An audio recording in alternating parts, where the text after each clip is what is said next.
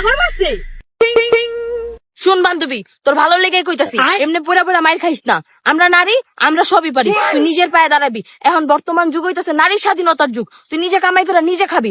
দুটা ভাতের লেগা ওই ভাই সারাদিন খাটবি, আবার মায়েরও খাবি। এডি করিস না, বুঝছ নাই? এডি হলো চাইরানা আড়ানা সংসার। এডি ধরে রেখাও কোনো লাভ নাই। শেষমেশ একদিন না একদিন ভাঙতে হইব। জামাই দেখবি আরেক বিরিক বিয়া করে ঘরে লইব, তখন না পারতে তোর ঘর ছাড়া লাগবে। এর চেয়ে বালা তুই নিজে আয়া পড়। তুই এবারে ডিভোর্স দিয়ে দেখ।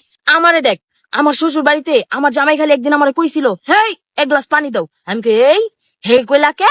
তুমি তো আমার হে কর সাহস রাখো না? হ্যাঁ, আমি তোমার বাতার খাইতাম না? আমি নগদ আমার শ্বশুর বাড়িতে আয় পড়ছি, আর জীবনও যাইতাম না। তুইও ডিভোর্স দিয়া দে, আর জীবনে এবার সংসার করিস না, দেখবি অনেক ভালো থাকবি। হ্যালো উকিল আঙ্কেল, আমার ডিভোর্স পেপারটা এক্ষুনি রেডি করেন। একদম ভালো কাম করছিস বান্ধবী। আপু তোর জামাই আইছে তোরে নিতে, কইছে 2 মিনিটে না গেলে তোর আর জীবন শ্বশুর বাড়ি নিয়ে যাইবো না। আমি এখনই যাইতাছি। শান্তনা যাইবা মানে? তুমি না কইছো শ্বশুর বাড়ি আর কখনো যাইবা না? হাত ছাড় ফাজিল ভাই, আমি কি তোর মতো রে জামাই ছাড়া থাকবো? একটা মায়া মানুষের জীবনে জামাই সবকিছু। জামাইরে ডিভোর্স দিয়ে দিছে, খারাপ মহিলা জানি কোনানকার। মানুষের কথা মতো জামাই ছাইরা দিছে। তোকে মতো মহিলার কারণে সমাজ আজকে এই অবস্থা। সমাজ নোংরা হয়ে গেছে, সমাজ দূষিত হয়ে গেছে। আমি আমার জামাই লিয়ে থাকবো, আমার জামাই আমার নিতে হয়েছে, আমি যাই।